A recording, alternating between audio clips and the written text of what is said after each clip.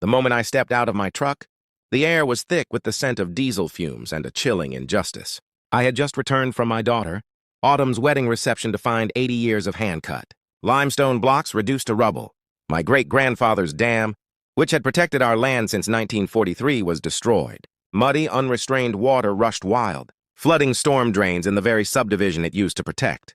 There stood Cordelia Finch on her pristine deck, sipping what looked like chilled rosé, watching the chaos with an expression of smug satisfaction. The HOA notice, taped to my mailbox like a taunt, declared $15,000 in unpaid infrastructure fees for a dam that existed before her precious neighborhood was even a developer's fever dream.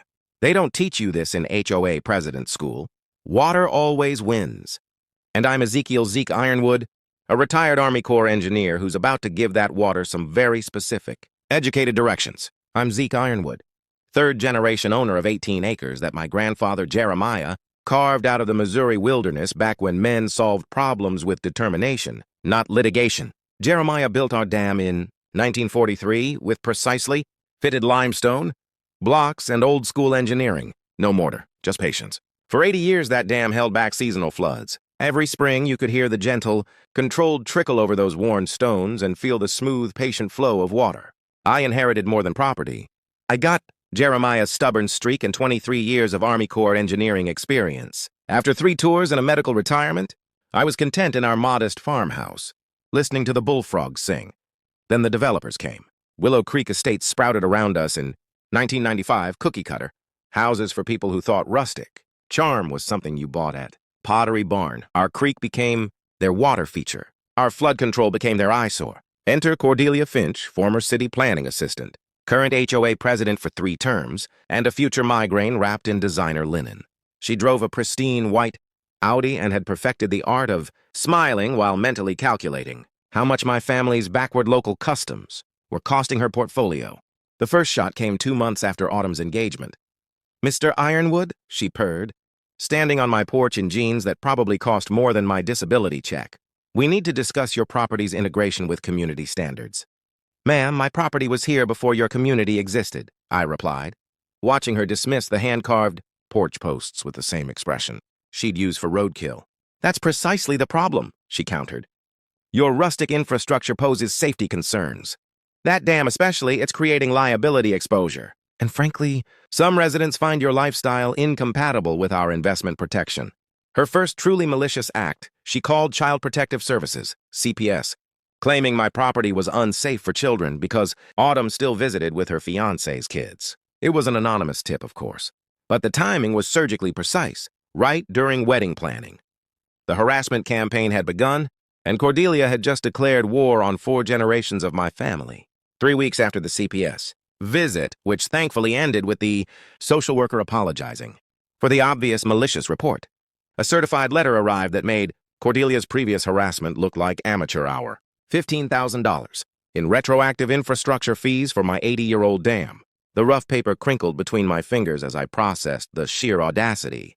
According to HOA consultant Brendan Finch, yes, her last name, my dam was negatively impacting downstream water management systems and required immediate remediation assessment fees. My dam, which had been controlling the creek flow since before their subdivision existed, was somehow retroactively responsible for flood issues caused by houses that shouldn't have been built on a floodplain.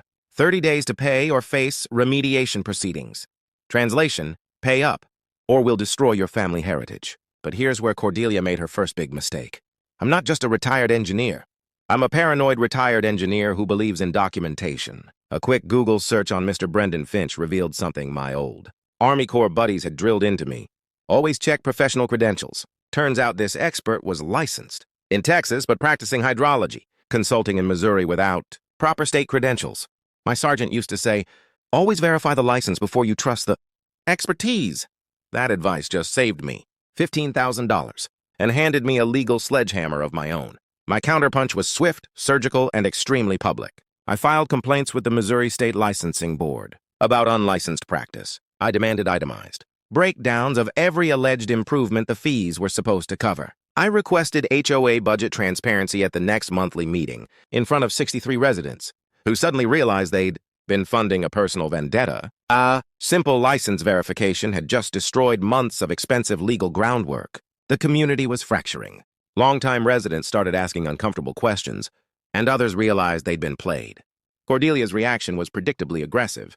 She fired off emails about harassment of professional staff and hired a law firm, Trent and Associates, whose letterhead was thick enough to armor a tank. The new claim, my dam created catastrophic liability exposure for the HOA, and I needed professional liability insurance or immediate removal. Proceedings would commence. They were making the same fake arguments with fancier vocabulary. But while Cordelia was carpet-bombing my mailbox with legal intimidation, I was doing what engineers do best: systematic problem-solving and meticulous documentation. I discovered that her legal fees were being funded through emergency assessments, levied on every HOA resident, including the very people she claimed to be protecting.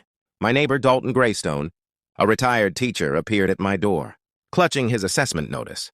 "Zeke, I've been paying legal fees to destroy your family's dam. When exactly did we vote to fund this woman's personal jihad?" The answer, of course, was never. I contacted Marlo Chen, an environmental law attorney, and filed Freedom of Information Act requests for every county communication about my property. I began documenting each HOA bylaw violation, realizing this was quickly becoming a federal case. My military experience taught me that organizations operating on questionable authority absolutely hate having their power challenged in well-lit public forums by people who've actually read the relevant laws. Cordelia's desperation became obvious when she issued a 48-hour emergency abatement notice, claiming sudden inspection had revealed catastrophic structural deficiencies requiring immediate demolition. The timing was surgically precise, scheduled for autumn's wedding weekend, when family obligations would supposedly prevent me from interfering. But Cordelia had made one critical, spectacular miscalculation about retired military engineers. She assumed I'd choose my daughter's happiness over my family's 80-year legacy. She was about to discover that we don't just build structures to withstand natural disasters. We design them to survive human ones, too. And I'd been planning for this particular storm since the day she first knocked on my door. But Cordelia's desperation produced one gift that perfectly illustrated how panic makes smart people do impossibly stupid things. She hired a private investigator to find dirt on our coalition members, someone named Roland Grimm, who asked very professional questions about our conspiracy against community leadership. What Cordelia didn't realize was that Roland Grimm was FBI agent Roland Grimm, already investigating HOA financial crimes when she'd essentially paid federal law enforcement to strengthen their case against her. My counterpunch involved the kind of methodical documentation that drives desperate criminals toward increasingly reckless behavior. Every harassment attempt was recorded, photographed, and filed. The community response was swift. Residents realized that someone willing to file false reports against veterans and destroy family property might not represent ideal community leadership. The bribery attempt happened at Murphy's coffee shop on Main Street. Cordelia arrived with the desperate confidence of someone who'd confused criminal conspiracy with business negotiation. "Mr. Ironwood," she said, sliding an envelope across the table, "I believe we can resolve this unfortunate misunderstanding. $500,000 for those documents, and we can all move forward from this regrettable situation." The smell of fresh coffee mixed with her expensive perfume and the unmistakable scent of pure desperation as she offered to purchase evidence of her own crimes with money that almost certainly belonged to the neighbors she'd been systematically robbing. The moment was particularly satisfying because of the recording device Agent Grimm had suggested I carry. Cordelia had inadvertently committed 3 additional federal crimes during our 15-minute coffee meeting: bribery, attempted obstruction of justice, and conspiracy to commit evidence tampering. Cordelia's final desperate gambit involved liquidating remaining HOA funds while planning to flee the country. Agent Grimm's evening updates became our daily entertainment. Cordelia was essentially following a criminal activity checklist designed by law enforcement to make federal prosecutions easier. She launched a propaganda campaign that combined the subtlety of a car alarm with the accuracy of a blindfolded dart thrower. Flyers appeared throughout the neighborhood, screaming, "Protect our community from violent extremists," claiming I was leading a dangerous militia group of radicalized veterans. She organized an emergency community safety meeting in our flood-damaged community center. But Cordelia's final deception was her criminal masterpiece. Every dollar she transferred to her escape fund was flowing directly into an FBI sting operation. Agent Grimm had created a shell corporation so professionally fraudulent that Cordelia was voluntarily funding her own prosecution with enthusiasm. Our coalition's preparation proceeded, with the quiet efficiency of people who knew the best revenge is competently executed justice. FBI agents positioned themselves throughout the community, disguised as concerned residents. Local media crews were briefed. Judge Whitfield ensured legal observers were present. Father Benedict organized a prayer circle that functioned as a peaceful witness network. Cordelia's arrival at the community center was choreographed with dramatic flair. She emerged from a rented Bentley, wearing an outfit that projected authority she'd never possessed. The remaining community division was visible. Newer homeowners clutched propaganda, genuinely concerned. Long-term residents carried photographs of flood damage and copies of suspicious assessment notices. The community center, damaged by the flooding she had caused, reeked of mildew and broken dreams. Cordelia's PowerPoint presentation was a masterpiece of misdirection. Then, 20 minutes into her speech, overconfidence transformed her lies into brazen admissions. "I personally authorized the removal of that dangerous dam structure," she declared, gesturing dramatically, "because community safety takes precedence over sentimental attachments to outdated infrastructure." The admission of destruction of private property was recorded by multiple cameras and witnessed by 200 residents, and the $200,000 you've stolen from your neighbors. Pockets through fake invoices to shell companies you control. I continued, pulling out the water damage documents. "Should we discuss that on camera? Or would you prefer to wait for the federal agents to read you your rights?" Cordelia's face went through a color transition that would have impressed chameleons. "Those are lies!" she screamed, abandoning all pretense of dignity. "Security, remove these troublemakers!" But her security detail noticed something she'd missed. The unusually large number of residents displaying federal badges. Agent Grimm stepped forward with the casual confidence of someone who'd been waiting all evening for his cue. "Mrs. Cordelia Finch, you're under arrest for wire fraud, mail fraud, money laundering, embezzlement, and conspiracy to commit insurance fraud."